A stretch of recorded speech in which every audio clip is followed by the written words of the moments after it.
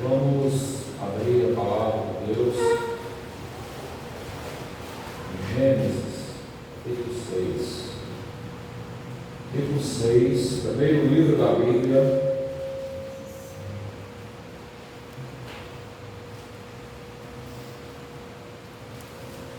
Vamos ler de 1 ao 10. E hoje eu queria falar para vocês sobre o seguinte tema: as consequências do pecado na vida do homem. Você pode dizer comigo? As consequências do pecado na vida do homem. Então, Gênesis capítulo 6, de 1 a 10, que fala sobre a corrupção do gênero humano, diz assim: como se foram multiplicando os homens na terra, e lhe nasceram filhas, vendo os filhos de Deus que as filhas dos homens eram formosas, tomaram para si mulheres, as quais entre todas mais lhe agradaram. Então disse o Senhor: o meu espírito não agirá para sempre no homem, pois este é carnal, e os seus dias serão 120 anos. Ora, naquele tempo havia gigantes na terra, e também depois, quando os filhos de Deus possuíram as filhas dos homens, as quais lhes deram filhos. Estes foram valentes, varões de renome na antiguidade. Viu o Senhor que a maldade do homem se havia multiplicado na terra, e que era continuamente mau todo o desígnio do seu coração. Então se arrependeu o Senhor de ter feito o homem na terra, e lhe pesou no coração. Disse o Senhor: farei desaparecer da face da terra o homem que criei, o homem e o animal, os répteis e as aves dos céus, porque me arrependi de os haver feito. Porém, Noé achou graça diante do Senhor.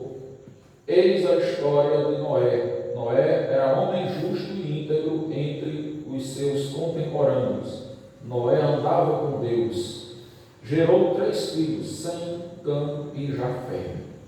Então, meus irmãos, hoje nós vamos falar sobre as consequências do pecado na vida do ser humano.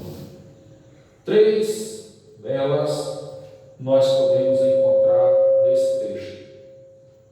A primeira delas é que o pecado, ele diminui o tempo da nossa vida. Versículo 3 diz: então disse o Senhor: o meu espírito não agirá para sempre no homem, pois este é carnal, e os seus dias serão 120 anos. Se você olhar esse tempo aí, 120 anos, e você pensar nisso hoje, você vai dizer: mas pastor, 120 anos é uma vida muito longa. Só que se você olhar os homens que vinham na Bíblia anteriormente, eles viviam de 600 anos, 700 anos, 800 anos, 900 anos. E o contexto desse texto aqui está dizendo que Deus estava observando na terra a multiplicação do pecado.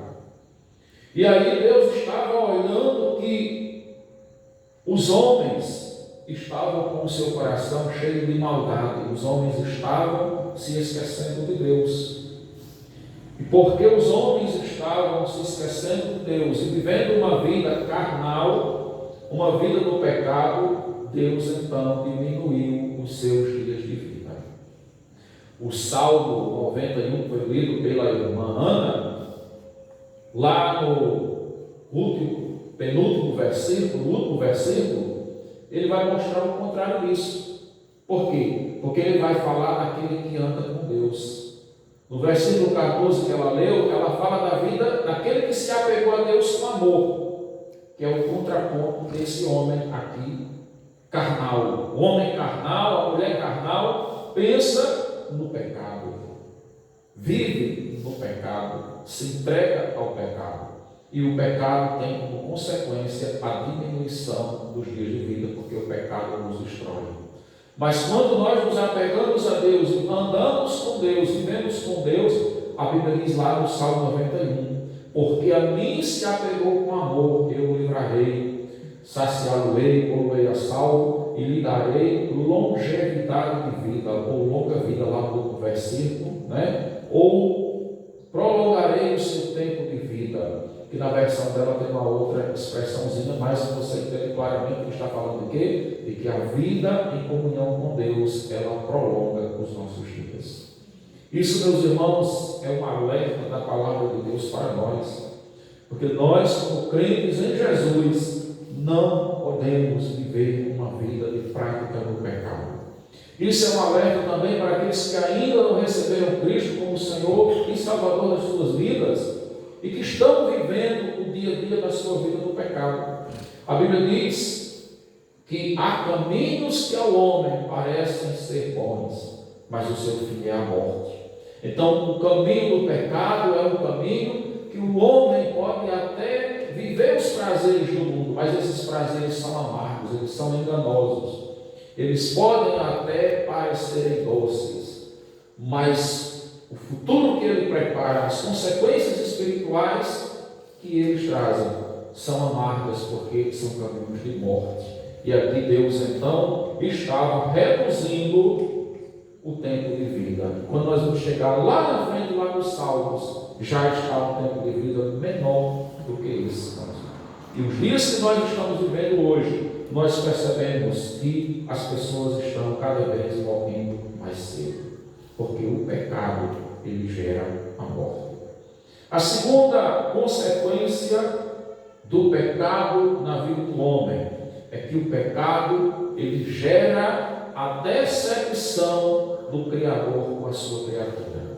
O versículo de número 6 diz: então se arrependeu o Senhor de ter feito o homem na terra, e isso lhe pesou no coração.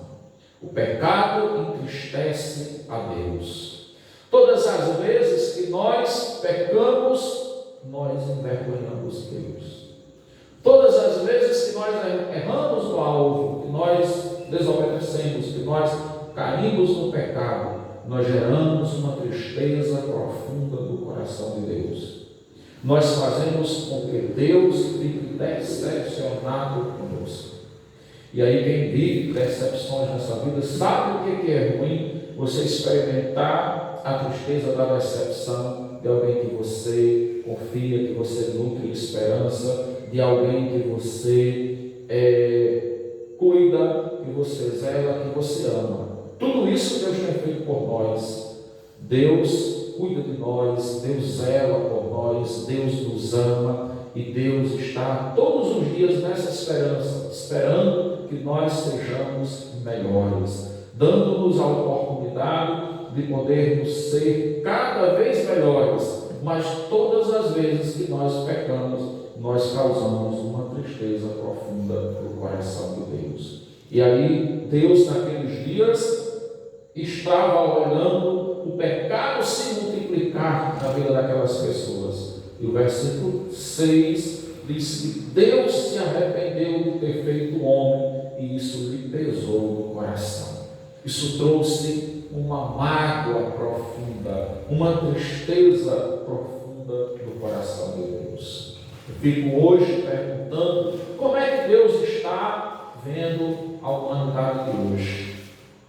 As pessoas a cada dia blasfemam mais de Deus, afrontam a Deus, afrontam a igreja, não querem nem sequer ouvir falar uma mensagem de correção, né? Não querem nem ouvir falar uma mensagem que aponte os seus pecados. É ofensivo para os homens, porque os homens se tornaram rebeldes demais. Os homens estão cheios de si demais. Os homens estão se achando deuses e até melhores do que Deus. Então, a humanidade nesses dias tem desprezado a Deus, como naqueles dias de Noé. Jesus falou no capítulo 24 de Mateus que os dias da volta de Jesus, os últimos dias serão como nos dias de Noé. E a humanidade de hoje, ela vai imitar o pecado daquele tempo. As pessoas estão vivendo assim já. As pessoas que são feitas à imagem e semelhança de Deus não querem reconhecer Deus nas suas vidas, não querem se parecer com Deus, mas hoje está cheio de jovens ali, cheios de vida, cheios de um futuro, que estão querendo ser animais.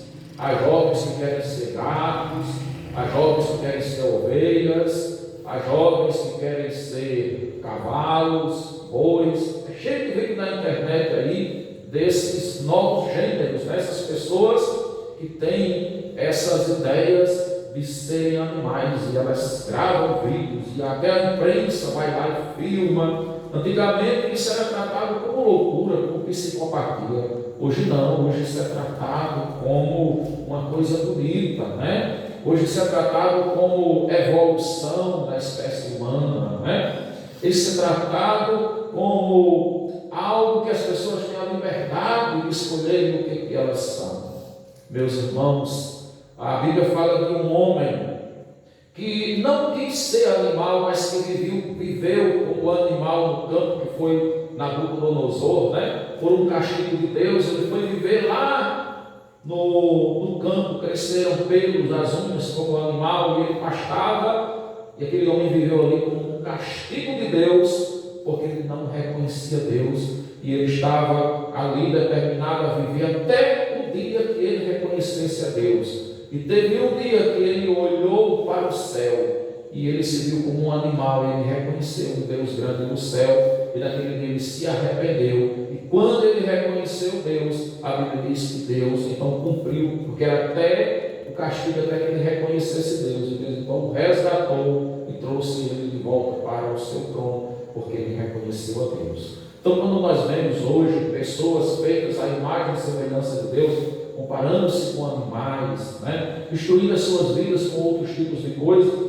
isso mostra a ausência de Deus na vida do ser humano. E esses pecados fazem com que Deus olhe com muita tristeza para as pessoas que foram feitas à sua imagem e semelhança.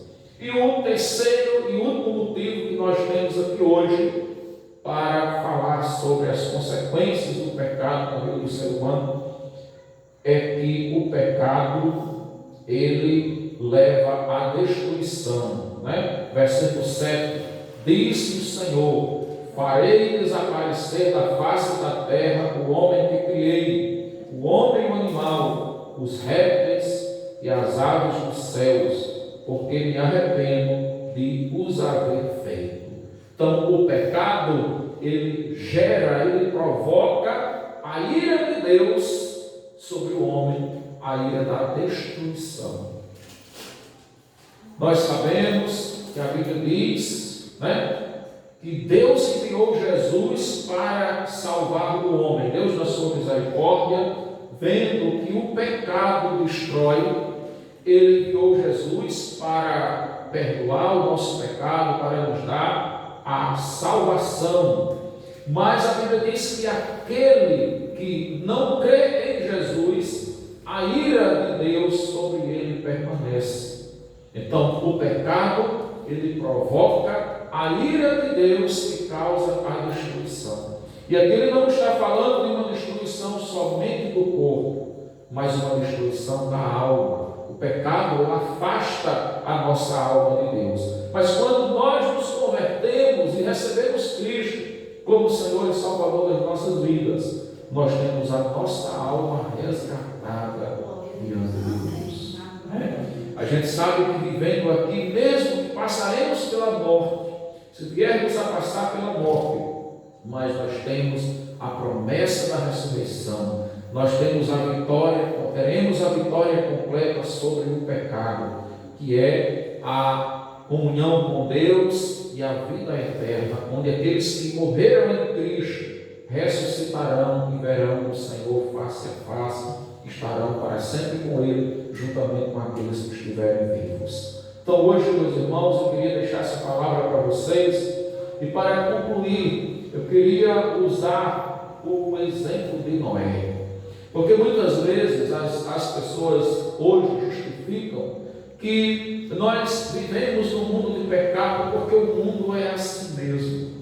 Porque todas as pessoas hoje se esquecem de Deus, todas as pessoas vivem no pecado. E a gente começa a dizer que porque o povo não quer mais saber de Deus, então eu tenho uma justificativa para dizer, eu também não quero mais saber de Deus porque os outros não querem. A salvação, ela é individual. A sua vida com Deus é você e Deus. Cada um de nós tem uma responsabilidade pessoal com Deus. E não adianta a gente usar a justificativa do erro dos outros, da rejeição dos outros, para querer justificar a nossa vida com Deus. Sabe por quê? Porque a Bíblia fala de Noé, que foi um homem que viveu numa época onde Deus tinha se decepcionado com a espécie humana. E a decepção de Deus foi tão profunda com o homem, que Deus disse assim: eu vou destruir o homem e vou destruir até os animais. Olha como era profunda a tristeza de Deus. Até os animais Deus destruiu ali no dilúvio, a maior parte, deixando só a semente, para Noé recomeçar. E aí o que acontece? Nós vemos o exemplo de Noé e sua família, que eram 8 almas, segundo o que diz Pedro, 8 pessoas, era a igreja daquele tempo.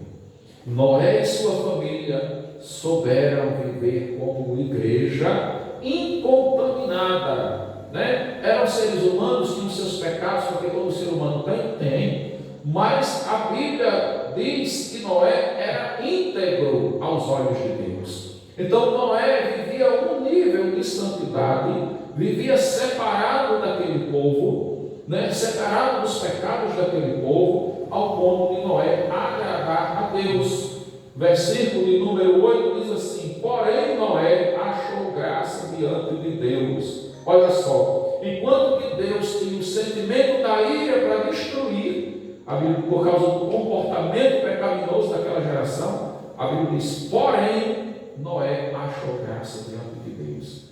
E esse porém é uma palavra muito importante, que vai mostrar o quê? O comportamento diferente que Noé tinha.